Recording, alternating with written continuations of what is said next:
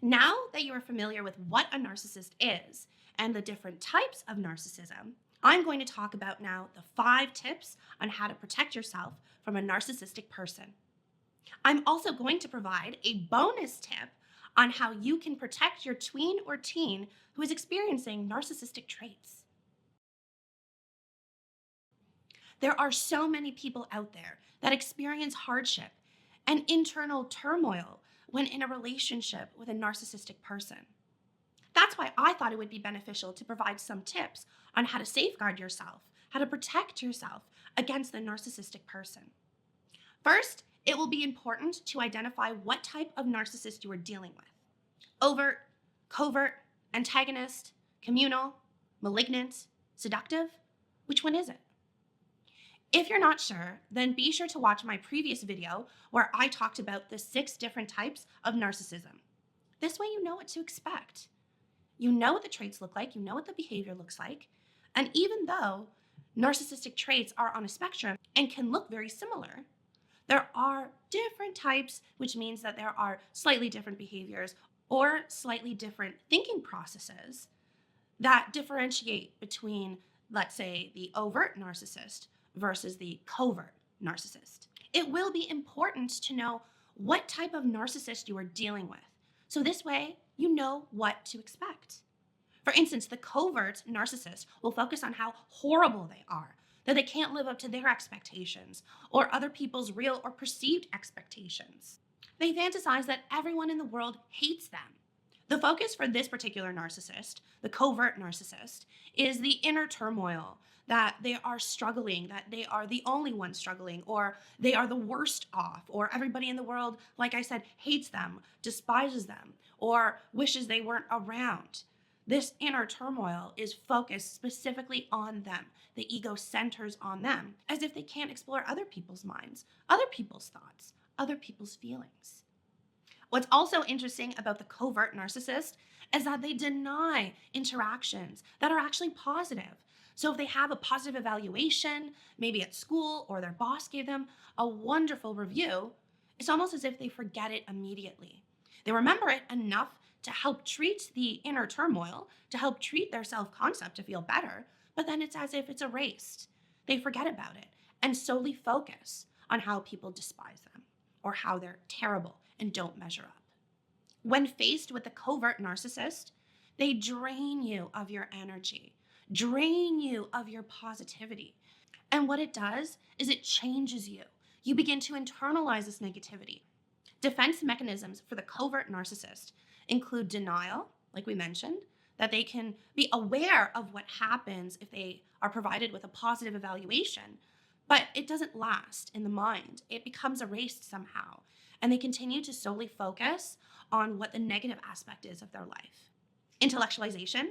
So they rationalize what is going on. And unfortunately, they rationalize in such a way as they fulfill this self-fulfilling prophecy. They think that they're inferior or the worst person. So what they do is they actually go out into the world and gather evidence to suggest this, the self-fulfilling prophecy. And why is this important for you? It's important for you to understand the defense mechanisms. So then this way you don't have to internalize the hardship. You don't have to internalize the turmoil. You don't have to internalize this negative self-talk and confuse it as if it's your own mind speaking. So number 3 is to be aware of the projected mind of the narcissistic person.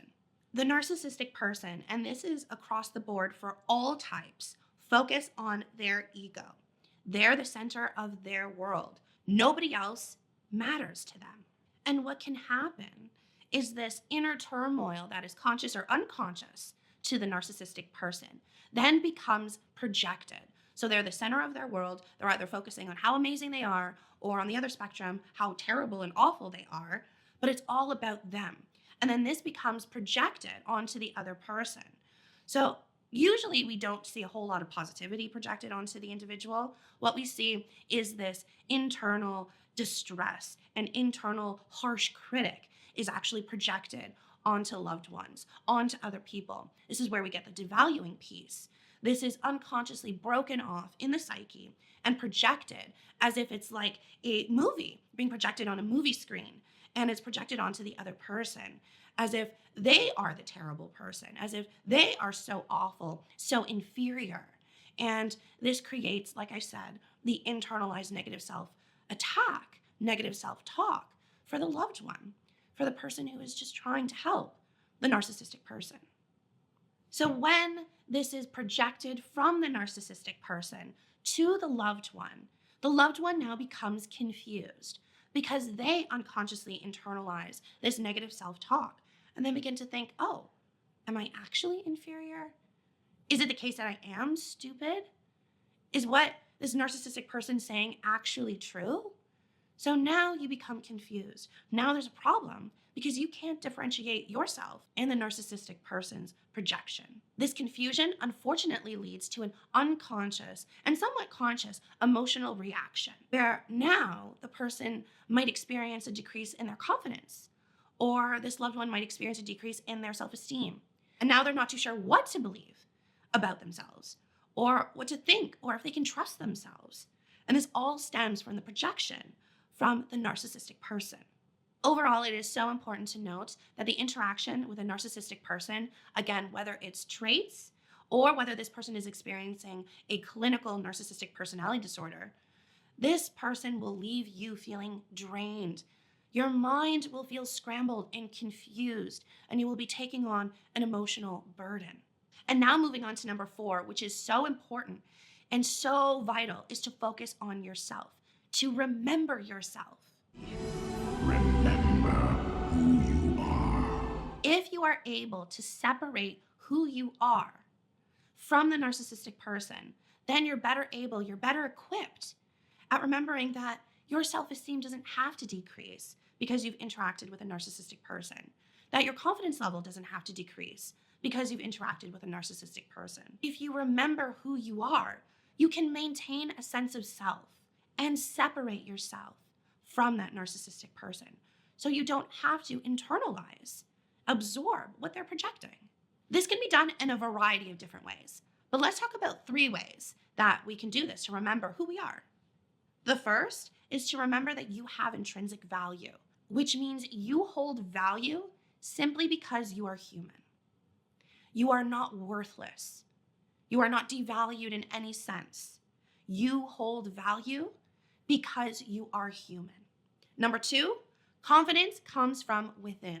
And a lot of people feel as though that they can increase their level of confidence through this external validation.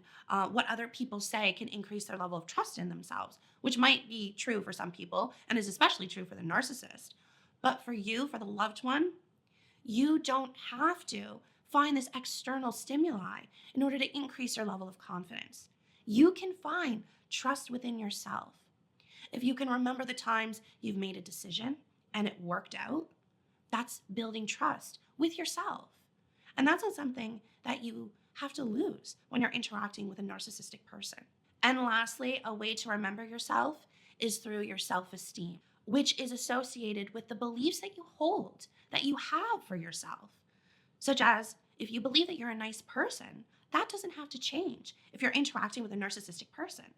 You can still hold the belief because in your mind, there's also evidence to suggest you're nice. You've maybe held the door for someone as they're entering a building. Maybe you've paid it forward and you've helped out someone. Maybe you were really struggling and you didn't have the emotional capacity to help someone. But in that moment, you compartmentalized and you helped that person and then redirected the focus back onto yourself. So if there's evidence to suggest that you're a nice person and you hold the belief, a strong belief that you're a nice person, again, that doesn't have to change just because you're faced with a narcissistic individual. So those are 3 ways in which you can remember yourself and remember who you are when presented with a narcissistic person. Okay, so now it's time to draw the line. Boundary line. That is so important. It is important for you to have boundaries, not just with the narcissistic person, but to also have boundaries with people in your life, such as, please don't call me at 2 o'clock in the morning. I'm sleeping, thanks. I don't like to be called at 2 o'clock in the morning unless it is an emergency. Unless someone needs me at 2 o'clock in the morning, then I will be there for them. But if someone wants to call me at 2 o'clock in the morning and just wants to chat and see how I'm doing, you can call me during the day. I'm sleeping, thanks. That's a boundary. But it is so important to have a boundary with people who struggle with narcissism, narcissistic traits, or wherever they fall on the spectrum, it is important to have these boundaries. Boundaries are important because it helps you to remember what is acceptable for you and what you're not willing to tolerate. So there are some people that are willing to accept a kind of verbal abuse because they're able to remember who they are, and they're able to remember that they're not actually all of these horrible things that this narcissistic person is saying, but they're able to help that individual and say, okay, I know you're in a position of projecting. I know you're in a position of probably feeling really terrible or horrible about yourself, and you're just venting and you're just kind of spewing at me. So I'm able to reel that in. Some people can do that. Other people can't, and they draw a line at that. So it is important to take the time to really understand what you're willing to accept and what you're not. Because you don't have to be exposed to this verbal abuse or this aggression. You don't have to be unhappy. You don't have to think of yourself as some negative, awful person. You can do something different, and your boundaries can really help. Okay, so bonus. So what we're going to talk about now is how you can help your tween or teen who is experiencing narcissistic traits. What you can do to nip it in the bud, what you can do to help with more of an early intervention. And this is going to be really helpful because then the tween or the early teen, when there's early intervention, can actually learn how to accept themselves, learn that they don't have to be perfect, learn that with their limitations, they can strengthen them or they can accept them. And when they're in a position of viewing themselves from a non-judgmental lens, then that is where you can achieve, where the narcissistic person, or at least what would have been maybe a narcissistic person, can achieve personal growth. So one way that you can help your tween or teen is to help them identify what their emotion is. And this is hard, not only for children, but it's also hard for adults too. Sometimes we can't pinpoint how we feel. For example, people say, I'm so depressed. I feel so depressed. Depression is a diagnosis. That's like saying I feel so diabetic, when you're really saying I feel very sad. So having this emotional intelligence, being able to recognize your emotion, is vital. And this can be done in 4 ways. 1, cry if you need to cry. If you feel like crying, there's no need to hold it in. Let it out, because crying is our default emotion, and it happens for a reason. If you are excited about something, scream at the top of your lungs. Let it out. Emotion, especially excitement, why wouldn't we let it out? It's also infectious. People love to be excited, and people love to be around positive people. If you are experiencing hardship, if you are experiencing, let's say, a breakup, go through the mourning process. If you've experienced a loved one who has passed away and that hasn't been something you have experienced before, you've never been through the grieving process, mourn. Go through that hardship. Because if you bury it beneath the surface, it will come out in other ways. So if you face it, deal with it, then you're in a better position not to hang on to it. Lastly, what you can do in order to help increase your emotional intelligence is feel your feelings. Be real with yourself. This helps to combat the denial piece. So if you're real with your emotions, if you're real with yourself, then you can face it. You can mourn. You can get angry. You can do all of these things. But if you don't face it, if you sweep it under the rug, then that's a big issue, and it'll come back to bite you in the butt. In addition to increasing your emotional intelligence, it will be important to remember perfection doesn't exist. Guess what? There's no such thing. We can never achieve perfection. We can do the best that we can, but we will never be perfect. A lot of the times, narcissistic people tend to think that they can be perfect, that they can be the very best. And for some people, they can be the very best. And there are competitions that suggest such. And there are reasons in which people win first prize or gold medals, things like that. But by no means are these people perfect. Nobody is perfect. And the narcissistic person fantasizes about perfection in so many different ways that if they're not perfect, they can achieve it. And this is something that needs to be addressed. So in order to combat perfection, we can ask a few simple questions. Okay, so if you're noticing that your tween or teen is trying to be perfect, then there are a few questions that you can ask. 1, who are you trying to impress? What are you trying to prove? Who are you trying to prove it to? Goes back to the first question. 3, Why does perfection matter so much? What's the fantasy here? 4, do you believe that you can achieve perfection? Explore that fantasy with your tween or teen. And 5, how do you feel if someone outperforms you? This is a big one because if perfection is the be end and end all for this individual, then it's going to be pretty painful if someone outperforms them, outshines them, or gets that gold medal or first place. So explore what this means for the person. Explore how they would feel if they were second place or if they came in last. So we spoke about how we can increase our emotional intelligence. We spoke about perfection. And now it's going to be important to talk about failure. So there's a sense of failure, and this is what perfection does, is it fights against, it safeguards against the fear of failure.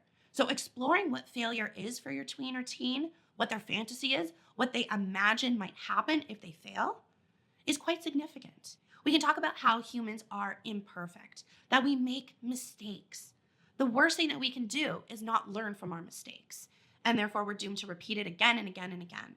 But if we learn, then really that sense of failure is just a first attempt at success. And just because something didn't work out, you can try and try again.